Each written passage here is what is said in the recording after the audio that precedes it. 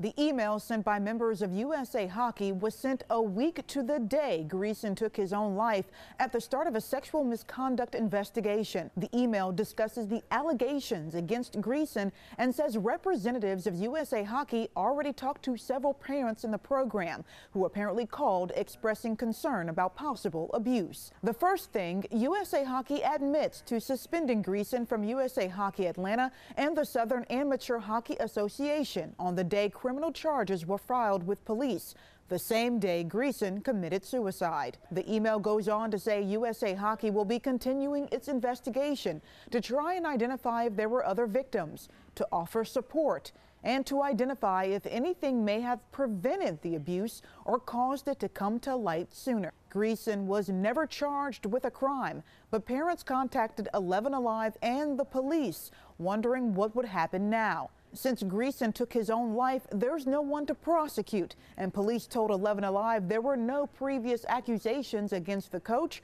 or other staff members at the Ice Forum. And as for the Ice Forum, the rink told 11 Alive it conducts background checks every 2 years, and Greason had not been flagged for previous complaints.